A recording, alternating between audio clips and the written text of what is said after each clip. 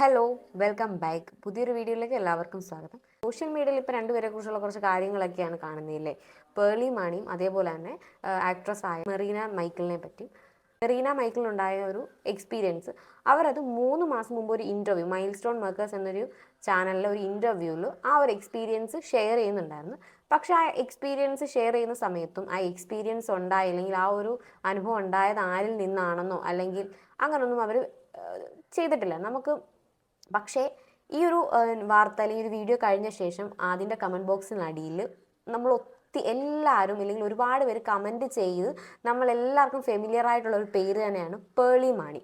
അപ്പം എന്തായിരുന്നു മെറീനയും പേർളിയും തമ്മിലുള്ളൊരു വിഷയമെന്ന് എല്ലാവർക്കും കൺഫ്യൂഷൻ ആയിട്ടിരിക്കുകയായിരിക്കും. അധികം ആരും കൊടുക്കാത്തൊരു വാർത്ത തന്നെയായിരുന്നു 3 മാസം. പക്ഷെ ഇപ്പം അത് കുറച്ച് എല്ലാവരിലോട്ട് എത്തുന്ന ഒരു വാർത്തയാണല്ലേ. 3 മാസം മുമ്പ് ഒരു ഇൻ്റർവ്യൂവിലും എബി എന്ന മൂവി, ആ ഒരു മൂവി കഴിഞ്ഞ ശേഷം ഒരു ചാനലിൽ ഒരു ഇൻ്റർവ്യൂക്ക് വിളിച്ചിട്ടുണ്ടായിരുന്നു. ആദ്യം ഒരു വട്ടം അത് ക്യാൻസൽ ചെയ്തു, വീണ്ടും ക്യാൻസൽ ചെയ്തു. അങ്ങനെ മൂന്നാമത്തെ വട്ടം തോന്നുന്നു. മൂന്നാമത്തെ വട്ടം ആയപ്പം മെറീനെ വിളിച്ചു. അപ്പം എന്തുകൊണ്ടാണ് ആ 2-3 വട്ടം ഇത് ക്യാൻസൽ ആയി പോയെന്ന് വെച്ചാൽ, ആ ഒരു ടൈമിൽ ആങ്കറിങ് ഒക്കെ ചെയ്യുന്നത് പേർളി മാണി ആയിരുന്നു കൂടുതൽ നമ്മൾ കണ്ടുവരുന്നത്. അപ്പോൾ ആ ഒരു ഫിലിമിൻ്റെ ഒരു പ്രൊമോഷൻ ഇല്ലെങ്കിൽ പുള്ളിക്കാരത്തി ഇപ്പം നമ്മളിപ്പം ഇൻ്റർവ്യൂസ് ഇപ്പം എല്ലാവരും മൂവീസിനെയൊക്കെ പ്രൊമോട്ട് ചെയ്യുന്നതായാലും ഇൻ്റർവ്യൂസ് കൊടുത്തായിരിക്കുമല്ലോ. അപ്പം ആ ഒരു ടൈമിൽ മെറീനയ്ക്ക് തൻ്റെ മൂവി അല്ലെങ്കിൽ തന്നെ ആളുകളിലേക്ക് എത്തിക്കാൻ വേണ്ടിയുള്ള ഒരു ചാൻസ് ആയിരുന്നു ഇൻ്റർവ്യൂ. അപ്പം അത് ഇന്ന് പോയി പെട്ടെന്നുള്ളൊരു വാർത്തയായിരുന്നു. നമുക്ക് എന്തായാലും ആ വീഡിയോ ഒന്ന് കണ്ടു നോക്കാം. എന്റെ ഒരു എക്സ്പീരിയൻസ് പറയുകയാണെങ്കിൽ, ഞാൻ കുറെ എബി അങ്ങനത്തെ സിനിമകളൊക്കെ ചെയ്ത് വരുന്ന ആ ഒരു ടൈമിൽ ഒരു ചാനലിലേക്ക് ഇന്റർവ്യൂവിന് വിളിച്ചു. അപ്പോൾ ഒരുപാട് തവണ ഇന്റർവ്യൂവിന് വിളിച്ചു, ക്യാൻസൽ ചെയ്തുകൊണ്ടേയിരുന്നു. 2 തവണ 3 തവണ ക്യാൻസൽ ചെയ്തു. അപ്പം ഞാൻ ഗസ്റ്റ് ആയിട്ട് വരുന്നതുകൊണ്ട് ഞാൻ മേക്കപ്പ് ആർട്ടിസ്റ്റിനെ സെറ്റ് ചെയ്യണം, അറിയാലോ, കോസ്റ്റ്യൂം നമ്മൾ സെറ്റ് ചെയ്യണം, നമ്മൾ അതിൽ ഗസ്റ്റ് ആണല്ലോ. 2 തവണ 3 തവണയൊക്കെ ക്യാൻസൽ ചെയ്ത സമയത്ത് മൂന്നാമത്തെ തവണ ഇവർ വിളിച്ചപ്പോൾ ഞാൻ പറഞ്ഞു, ചേട്ടാ ഇനി ക്യാൻസൽ ചെയ്താൽ എനിക്ക് നാണക്കേടാ. ബിക്കോസ് സ്റ്റൈലിസ്റ്റ് ആണെങ്കിലും കോസ്റ്റ്യൂം ചെയ്യുന്ന അവരുടെ അടുത്തും അവരും മെനക്കെടുവല്ലേ. അപ്പൊ എന്റെ പേഴ്സണൽ കാര്യത്തിനും കാട്ടി കൂടുതൽ ആ ടീമിന് അത് നാണക്കേടാണ്. അപ്പൊ അതുകൊണ്ട് ഇനി ഉണ്ടെങ്കിൽ മാത്രം നിങ്ങൾ വിളിച്ചാൽ മതി എന്ന് പറഞ്ഞു. ഓക്കെ എന്ന് പറഞ്ഞിട്ട് പുള്ളി വിളിച്ചു. ആ എപ്പിസോഡ് ഞാൻ ചെയ്യുമ്പോൾ അതിന്റെ ആങ്കർ ചേഞ്ച് ആയി. അപ്പോൾ വേറൊരു ആങ്കർ അപ്പൊ ചെയ്തുകൊണ്ടിരിക്കണം. എനിക്കറിയില്ലായിരുന്നു. ലൈക്ക് അന്ന് ഞങ്ങൾ ഷൂട്ട് ചെയ്യുന്ന സമയത്ത് ഉച്ചയ്ക്ക് ബ്രേക്കിന്റെ സമയത്ത് നമ്മൾ അപ്പോൾ ഉള്ള ആങ്കറും ഈ ടീമിലെ മെമ്പേഴ്സ് എല്ലാവരും കൂടെ നിൽക്കുമ്പോഴാണ് പ്രോഗ്രാം പ്രൊഡ്യൂസർ പറയുന്നത്, മുമ്പ് ആങ്കർ ചെയ്ത കുട്ടിക്ക് ഞാനാണ് ഗസ്റ്റ് എന്ന് പറയുമ്പോൾ she's not interested to do it എന്ന്. Like she's not interested.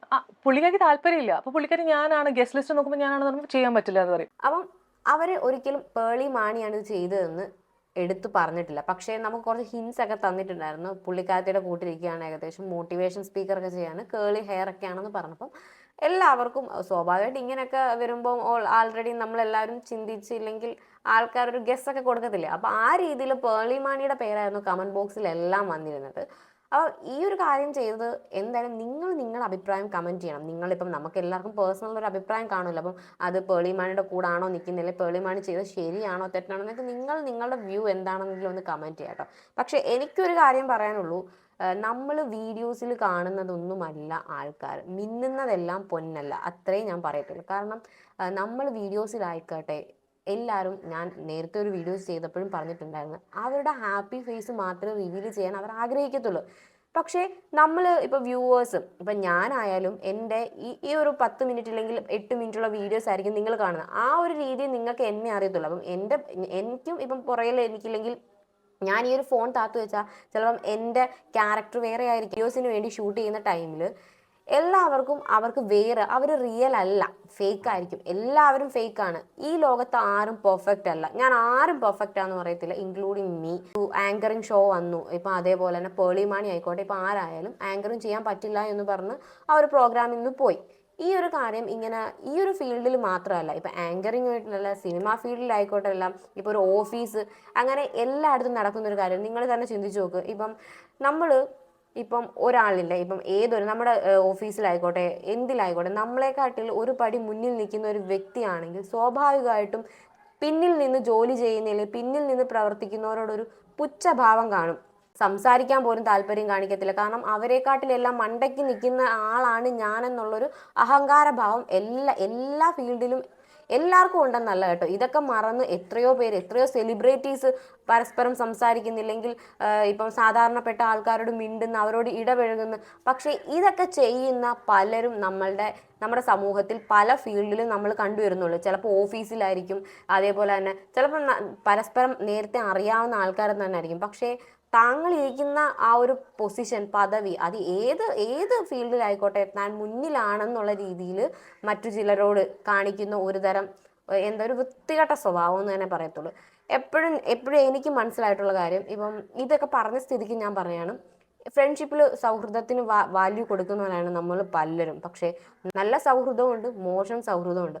കാരണം നമ്മുടെ പിന്നിൽ നിന്ന് കുത്തുന്ന ആൾക്കാരെ നമ്മൾ ഗണിച്ചാൽ പോലും അവരെ മനസ്സിലാക്കാൻ പറ്റില്ല. കാരണം ഇതിനകത്ത് പറയുന്നുണ്ട്, ഈ ഒരു വീഡിയോക്കകത്ത് പറയുന്നുണ്ട്, നമുക്ക് ജസ്റ്റ് ആ ഒരു പോർഷൻ ഒന്ന് കണ്ടുനോക്കാം. അവർ അങ്ങനെ ചെയ്യുന്നുണ്ടെങ്കിൽ ദേ നീഡ് ഹെൽപ്പ്, അവർക്ക് ഹെൽപ്പ് വേണം.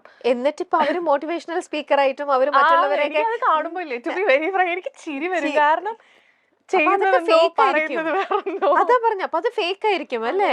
ഫേക്ക് ആണ്. അല്ലാണ്ട് ഇപ്പൊ ബാക്കിയുള്ള ആളുകൾക്ക് ചിലപ്പോ അത് ഓക്കെ ആയിരിക്കും. പക്ഷെ എനിക്ക് ഇങ്ങനെ ഒരു ഈ ഒരു വീഡിയോക്കകത്ത് അവർ പറയുന്നുണ്ട്, പല സ്ഥലങ്ങളിലും പിന്നീട് കണ്ടിട്ടുണ്ട്. പക്ഷെ ആ ഒരു ടൈമിൽ നല്ല സ്നേഹത്തോടെയാണ് ഇടപെടുന്നത്. ഇങ്ങനെയുള്ള കാര്യങ്ങൾ അവരോട് ചെയ്യുന്നില്ല എന്ന രീതിയിലാണ് സംസാരിച്ചിട്ടുള്ളതും സഹകരിച്ചിട്ടുള്ളതെന്ന് അവർ ഈ ഒരു ഇൻ്റർവ്യൂവിലൂടെ പേരൊരിക്കലും വെളിപ്പെടുത്താൻ ആഗ്രഹിച്ചില്ല. പിന്നീട് ഒരു ഇൻ്റർവ്യൂ കൊടുത്തായിരുന്നു. അതിനകത്ത് ആ ഒരു ആങ്കർ എടുത്ത് ചോദിച്ചിട്ടുണ്ടായിരുന്നു, പേളി മാണിയാണോ അങ്ങനെ ചെയ്യുന്നത്? കാരണം കമൻറ്റ് ബോക്സിലൊക്കെ ഒരുപാട് വന്നിട്ടുള്ള പേരുകൾ തന്നെയാണ്.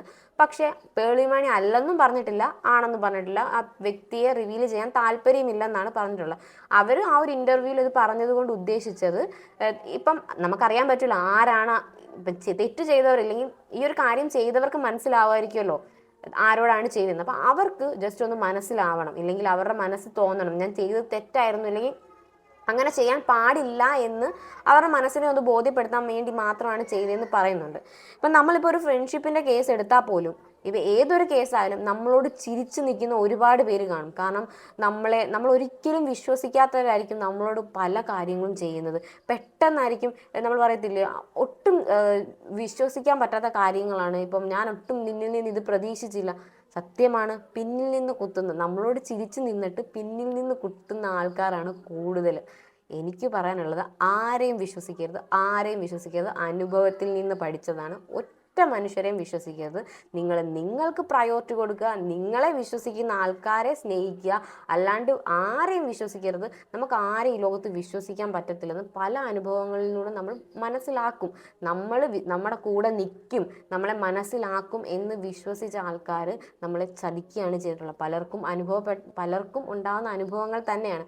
അതുകൊണ്ട് നമ്മൾ മനസ്സിലാക്കി നിൽക്കുക. മറ്റുള്ളവർക്ക് വേണ്ടി ഒരുപാട് ടൈം നമ്മൾ വേസ്റ്റ് ആക്കരുത്. നമ്മൾക്ക് വേണ്ടി ജീവിക്കുക, അല്ലെങ്കിൽ നമുക്ക് പ്രയോറിറ്റി കൊടുക്കുക. അതിൻ്റെ കൂടെ തന്നെ നമ്മളെ സ്നേഹിക്കുന്ന ഒരുപാട് പേരും നമ്മുടെ ചുറ്റുപാടുകളും കാണും.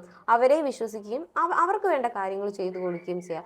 അല്ല, പേളിമാണിയാണ് ഈ ഒരു കാര്യം ചെയ്തെങ്കിലും പേളിമാണിയെ കുറ്റം പറയാൻ പറ്റത്തില്ല. മേ ബി പേളിമാണിയുടെ വശം നമ്മൾ കേട്ടിട്ടില്ല. അവർക്കും എന്തെങ്കിലും നമുക്ക് പലരോടും ശത്രുതയുണ്ടാവും, അല്ലെങ്കിൽ പലരോടും ഇഷ്ടക്കേടുകളുണ്ടാകും, മിണ്ടാതിരിക്കുന്ന ഒരു അവസ്ഥയൊക്കെ ഉണ്ടാകും. സോ അവരുമായിട്ടുള്ളൊരു കണ്ടുമുട്ടൽ വരുമ്പോൾ മേ ബി നമ്മൾ ഒഴിഞ്ഞു മാറാൻ ശ്രമിക്കാം. അപ്പം അങ്ങനെ എന്തെങ്കിലും ആവാം എന്നുള്ള കുറച്ച് അധികം കമൻസ് ഞാൻ പല വീഡിയോസിനടിയിലും കണ്ടിരുന്നു. നമുക്കറിയില്ല എന്തുവാണെന്ന്. എങ്കിലും ഞാൻ പറയുന്ന കാര്യം, എനിക്കെപ്പോഴും മനസ്സിലായിട്ടുള്ളത്, സ്ത്രീകളുടെ ശത്രു സ്ത്രീ തന്നെയാണല്ലേ. നിങ്ങൾക്ക് പറയാൻ പറ്റുമല്ലാതിരിക്കുന്നത് സ്ത്രീകളുടെ ശത്രു സ്ത്രീ തന്നെയാണെന്ന് എനിക്ക് പല കേസിലും മനസ്സിലായിട്ടുണ്ട് കേട്ടോ. അപ്പോൾ ഇന്നത്തെ വീഡിയോ ഇത്രയുള്ളൂ. ഇഷ്ടപ്പെടുകയാണെങ്കിൽ ലൈക്ക് ചെയ്യണം, സബ്സ്ക്രൈബ് ചെയ്യണം, ഷെയർ ചെയ്യാൻ വേണം. ടാറ്റാ.